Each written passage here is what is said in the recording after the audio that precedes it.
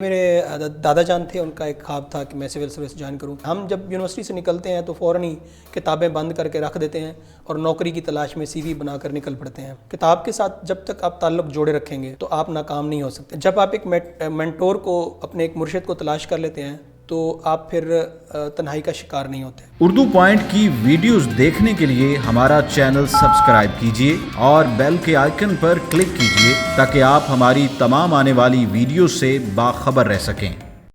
السلام علیکم ناظرین، پروگرام ظاہری باتیں میں خوش آمدید۔ ناظرین، آج ہم آپ کو ایک ایسے نوجوان سے ملوانے والے ہیں کہ جنہوں نے گزشتہ 10 سال میں 3 دفعہ CSS اور 2 دفعہ PMS میں ناکامی کے باوجود اپنے سول سروسز کو جوائن کرنے کے خواب کے مشن کو پورا رکھا۔ ناظرین، ان کا تعلق مظفر گڑھ کی تحصیل جتوئی کے ایک پسماندہ علاقے کلر والی سے ہے اور اس جدوجہد کے دوران انہوں نے شادی بھی کی اور 2 بچوں کو پال پوس کر بڑا بھی کیا۔ آئیے ان سے جانتے ہیں کہ اس اتنی بڑی جدوجہد کو انہوں نے کیسے کیری آن کیا اور آج اس خواب کو پورا کرنے کے بعد وہ کیسا محسوس کر رہے ہیں۔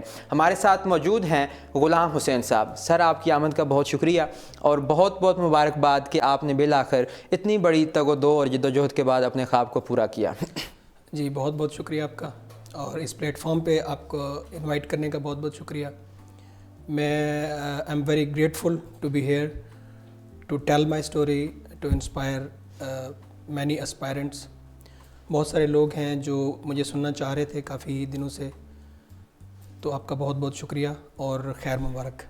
اچھا، یہ ایک سول سروسز کو جوائن کرنے کا خواب ہر علاقے کے پسماندہ علاقے کے بچوں کو، لوگوں کو ہوتا ہے، اور آپ نے 3 دفعہ CSS کی اٹیمپٹس جو ہیں وہ نہیں کور کر سکے اور پھر 2 دفعہ PMS میں بھی ناکامی ہوئی، تو بالآخر آخری کوشش میں آپ کامیاب ہوئے۔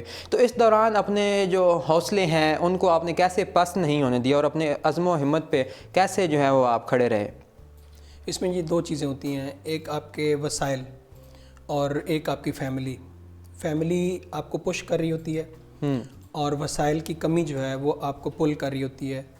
یہ دونوں چیزیں شامل حال رہی ہیں، اور میں یہ سمجھتا ہوں کہ جو آپ کی جو پسماندگی ہے یا آپ کی جو محرومیاں ہیں وہ آپ کے لیے بہت بڑی انسپریشن ہے، بہت بڑی موٹیویشن ہے اگر سمجھا جائے تو۔ صحیح۔ موٹیویشن ہمیشہ وہ ہوتی ہے جو آپ کو پش دے، پیچھے سے بیک کرے کہ آپ نے آگے جانا ہے۔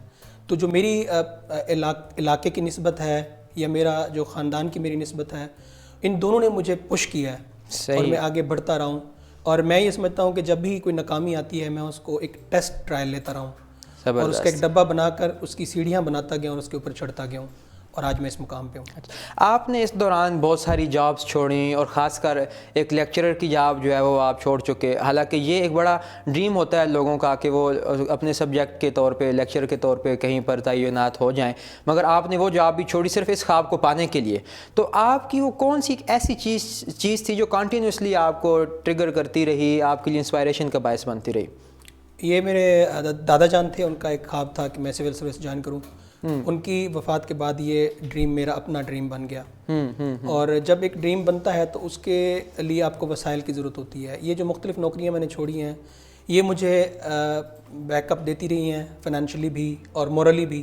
جب میں ایک سیٹ پہ ہوتا تھا تو مجھے وہاں پہ سول سرونٹس کو دیکھنے کا موقع ملتا تھا، تو میرے اندر یہ خواہش مزید مضبوط ہو جاتی تھی کہ میں نے آگے بڑھنا ہے۔ صحیح۔ تو اس طرح اب جو آپ آخری میری نوکری ہے لیکچررشپ کی، اس میں آپ نے پوچھا ہے، تو اس میں یہ بتاتا چلوں کہ ہر بندہ ایک استاد کی وجہ سے موجودہ مقام پر پہنچتا ہے۔ جو تعلیم یافتہ لوگ ہیں وہ یہ جانتے ہیں کہ استاد ہی اس کو اس مقام تک پہنچاتا ہے۔ تو میں یہ سمجھتا ہوں کہ جب آپ کسی سبجیکٹ میں ماسٹرز کرتے ہیں تو آپ کو 1 سال کے لیے یا 2 سال کے لیے بطور استاد اپنی جو کارکردگی ہے وہ دکھانی چاہیے، تاکہ آپ کو پتہ چل سکے کہ آپ سیکھنے کا جو طریقہ کار ہے وہ کیا ہے اور سکھانے کا جو طریقہ کار ہے وہ کیا ہے۔ اچھا، آپ ماشاءاللہ بہت دن ذکریہ یونیورسٹی سے پڑھے ہیں، ملتان سے، تو جب یونیورسٹی سے بچے نکلتے ہیں، اسٹوڈنٹس نکلتے ہیں، تو یکدم ایک ان کو معاشرتی طور پر تنہائی کا سا عالم ہوتا ہے، وہ اکیلے ہو جاتے ہیں، اور اس دوران جو ہے اپنی اسٹڈیز کو مینیج کرنا، اپنے خواب کو فوکس کرنا اور پھر اپنے مشن کو حاصل کرنے کے لیے مسلسل 1 سال 2 سال 3 سال کوشش کرتے رہنا، یہ کیسے ممکن ہے اور آپ نے اس ٹائم اسپیم کو کیسے جو ہے وہ کور کیا تھا؟ یونیورسٹی سے نکلنے کے بعد 2 چیزیں بہت ضروری ہوتی ہیں۔ ایک تو آپ کو مینٹورشپ چاہیے ہوتی ہے کہ آپ اپنا ایک کوئی ایسا مینٹور ڈھونڈ لیں۔ مجھے یہ بتاتے ہوئے خوشی ہوتی ہے کہ میں بہت سارے لوگوں کو اس معاملے میں گائیڈ بھی کیا ہے، اور اس میں میں اپنے ایک مینٹور کا ذکر کرنا چاہوں گا، قاسم علی شاہ صاحب کا، اور وہ میرے لیے ہمیشہ ایک مینٹور رہے ہیں، انہوں نے مجھے گائیڈ کیا ہے، موٹیویٹ رکھا ہے۔ جب آپ ایک مینٹور کو، اپنے ایک مرشد کو تلاش کر لیتے ہیں تو آپ پھر تنہائی کا شکار نہیں ہوتے۔ دوسری بات ہے کتاب کے ساتھ جب تک آپ تعلق جوڑے رکھیں گے، کتاب کو پڑھتے رہیں گے، تو آپ ناکام نہیں ہو سکتے۔ اگر ناکام ہوں گے بھی صحیح تو آپ کی کتاب آپ کی امید چھوڑنے نہیں دے گی، آپ چھوڑنے نہیں دے گی۔ تو یہ مینٹورشپ اور کتاب کے ساتھ جو ریلیشن ہے، ہم جب یونیورسٹی سے نکلتے ہیں تو فوراً ہی کتابیں بند کر کے رکھ دیتے ہیں اور نوکری کی تلاش میں CV بنا کر نکل پڑتے ہیں۔ تو یہ جو آپ کی جو اسکل ڈیولپمنٹ ہے، جو آپ کا جو مائنڈ ہے نا، اس کی جو واٹرنگ ہے وہ ایک کتاب سے ہوتی ہے۔ جب تک آپ دماغ کے اس باغ کو پانی نہیں دیں گے وہ بنجر ہو جائے گا۔ تو کتاب جو ہے نا وہ میں یہ سمجھتا ہوں کہ پانی کا کام کرتی ہے ایک باغ کے لیے، پانی کا کام کرتی ہے۔ لیکن ہمارے ساتھ کئی ایسے دوست بھی موجود ہیں کہ جنہوں نے اپنے آنرس کی ڈگری کے بعد جو ہے وہ بڑا شدت سے اس چیز کا اظہار کیا کہ ہم بھی CSS کریں گے، PMS کریں گے، لیکن جو ہی وہ سلیبس لے کر آئے CSS کا یا PMS کا تو ان کی جتنی بھی وہ موٹیویشن تھی وہ ساری ختم ہو گئی۔ کہتے ہیں کہ نہیں یہ تو بہت مشکل ہے اور اتنا سلیبس کور کرنا شاید ہم نہیں کر سکتے، تو وہ پھر چھوڑ کے۔ اس میں دو باتیں ہیں۔ پہلے تو آپ کو آپ کا جو کیلیبر ہے وہ گیج کر لینا چاہیے کہ whether you are eligible for this competitive exam or not۔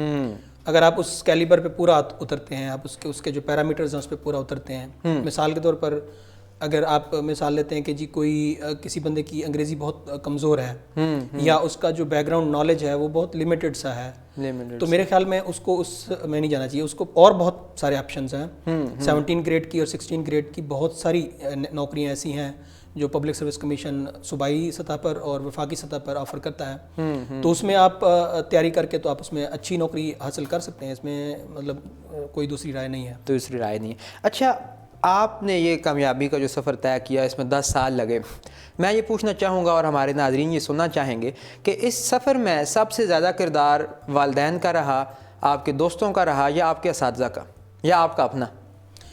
اس میں جی اساتذہ جو ہیں وہ ایک علمی سورس ہوتے ہیں۔ آپ نے جتنا بھی علم حاصل کرنا ہے، مثال کے طور پر آپ ماسٹرز تک ان اساتذہ سے پڑھے ہیں، تو وہ اساتذہ آپ کو، انہوں نے جو آپ کو بیک اپ کیا ہے، آپ کے دماغ کی اور جو ذہن کی جو پرورش کی ہے وہی آپ کو آگے لے کر چلتی ہے۔ میرے جتنے بھی اساتذہ تھے الحمدللہ میں ان کا بہت ہی زیادہ تہ دل سے شکر گزار ہوں، اور ان کا ساتھ رہا ہے، ان کی دعائیں رہی ہیں، اور ان کا جو علم ہے میں نے اس کو استعمال کیا ہے۔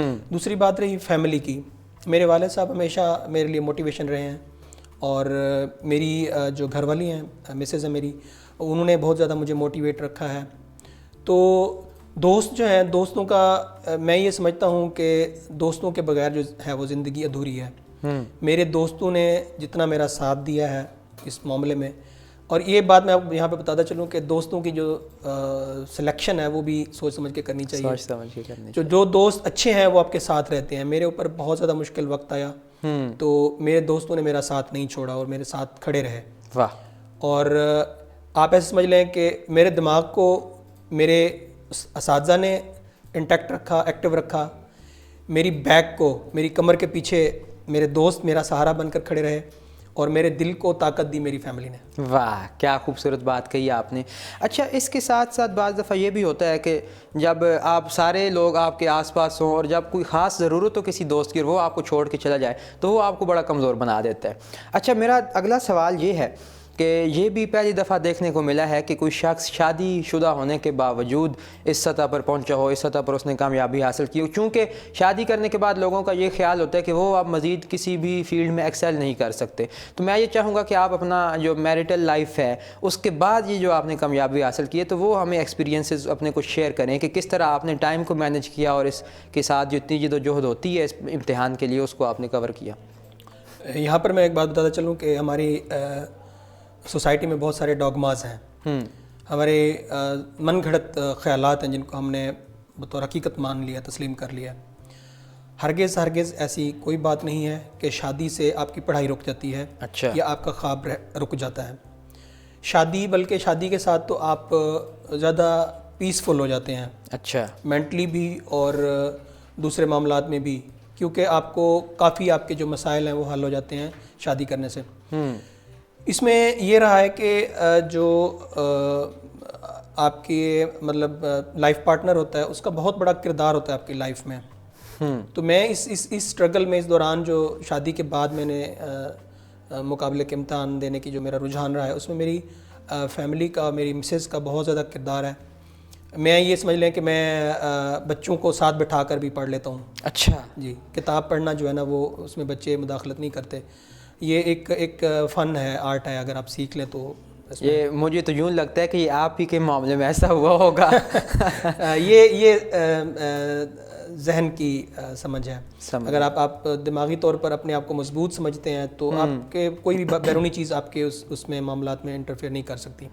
اچھا, میں نے چونکہ ہماری پہلے بھی ڈسکشن رہی اس حوالے سے, تو ان 10 سالوں میں جو آپ نے جد و جہد پہ لگائے اپنی اس خواب کو پورا کرنے کے لیے, آپ چونکہ ایک وہ علاقہ ایسا ہے آپ کا کہ وہاں پہ جاگیردارانہ نظام ہے اور وہاں پہ ڈسپیوٹس بہت زیادہ ہیں, تو آپ کو آپ کی فیملی کی طرف سے اور آپ کی فیملی کو جو ڈسپیوٹس کا سامنا کرنا پڑا اس دوران, تو انہوں نے کسی بھی سمے آپ کی ہمت جو ہے وہ ٹوٹنے نہیں دی کیا؟ اس میں تھا کچھ معاملات تھے جس میں مجھے بہت زیادہ فیس کرنا پڑا, لیکن اس دوران میں یہ سمجھتا تھا کہ اگر میں اپنے آپ کو, اپنے حالات کو تبدیل کرنا چاہتا ہوں تو مجھے ان چیزوں کی فکر کرنے کے بجائے مجھے اپنے اس خواب کو پورا کرنا چاہیے. اب میں جب اس مقام پر پہنچ گیا ہوں تو میرے باقی ماندہ سارے مسائل حل ہو گئے ہیں. واہ, اچھا, اب آخری سوال آپ سے میں یہ کرنا چاہوں گا کہ بہت سارے طلباء ہیں جو بار بار ٹرائی کرنے سے خائف ہو جاتے ہیں, اور بعض دفعہ ایسا بھی آتا ہے کہ وہ جب اپنے مستقبل سے خائف ہو چکے ہوتے ہیں, اور عمومی طور پر یہ واقعات بھی سننے میں آئے ہیں کہ لوگوں نے CSS کی اٹیمپٹس میں فیل ہونے پر خودکشی کر لی, یا 2-3 اٹیمپٹس کے بعد وہ دل ہار کے بیٹھ گئے. تو ایسے طلباء کے لیے, ایسے لوگوں کے لیے آپ کیا پیغام دینا چاہیں گے؟ میرا یہ خیال ہے کہ جی آپ صرف سلیبس نہ پڑھا کریں, ادب پڑھا کریں. اچھا, ادب کی کتابیں پڑھنے سے آپ ڈسٹریکشن نہیں ہوتی آپ کے دماغ کی. اپنے آپ کو موٹیویٹڈ رکھنے کے لیے اپنے مینٹور سے مسلسل رابطے میں رہیں. صحیح. اور سب سے بڑی جو بات ہے وہ یہ ہے کہ آپ اللہ کے سربسجود رہیں, اللہ کے ہاں. اور آپ نے تو کوشش کر لی, محنت کر لی, لیکن اللہ تعالیٰ کی طرف سے اس کی اجازت نہیں ملی. تو اللہ تعالیٰ کے ہاں بھی اس کی ایک گزارش کرنی چاہیے, ایک عرضی ڈالنی چاہیے. صحیح. کہ اللہ تعالیٰ مجھے اس مقام پہ اس مشکل سے آزاد کرو, اس مقام میں مجھے کامیابی دے. صحیح ہو. تو یہ میرے خیال میں اگر مینٹور ہو, آپ کا کتابوں کے ساتھ, ادب کے ساتھ رابطہ ہو اور اللہ تعالیٰ کے ساتھ لو لگائی ہوئی ہو, تو میرے خیال میں ناکامی نہیں آ سکتی. واہ, اگر میں آپ کی ان ساری باتوں کو ایک دفعہ پھر سے سمرائز کروں تو آپ کو ایک مینٹور کی ضرورت ہے, آپ کو ساتھ ساتھ لٹریچر پڑھنے کی ضرورت ہے, اس کے ساتھ ساتھ آپ کو جو روحانی لگاؤ ہے خدا کے ساتھ اس کو برقرار رکھیں, اور اپنے خواب پر ڈٹے ہوئے اپنے مشن کو جاری رکھیں, تو یقینی طور پر کامیابی آپ حاصل کر سکتے ہیں. غلام حسین صاحب, بہت بہت شکریہ, thank you so very much کہ آج آپ ہمارے پروگرام میں آئے, اور بہت بہت مبارکباد اور نیک تمنائیں آپ کے اگلے سفر کے لیے. ناظرین, آپ نے دیکھا کہ غلام حسین نے 10 سالہ زندگی کس قدر جد و جہد میں گزاری, اور اپنے خواب کو پورا کرنے کے لیے کسی بھی آزمائش کو, کسی بھی تکلیف کو اور کسی بھی مصیبت کو راستے کی رکاوٹ نہیں بننے دیا. اس طرح کی بہت ساری کہانیاں ہمارے گرد و نواح میں موجود ہیں, اور یہ ثابت کرتی ہیں کہ پسماندہ علاقے سے آئے لوگ اور مختلف بیک گراؤنڈز والے لوگ بھی کسی بھی شعبے میں ایکسیل کر سکتے ہیں, بشرطے کہ ان کی ڈائریکشن درست ہو اور وہ اپنے ارادے پر ڈٹے ہوئے ہوں. اس کے ساتھ ہی مجھے اجازت دیجیے, دیکھتے رہیے اردو پوائنٹ. خدا حافظ.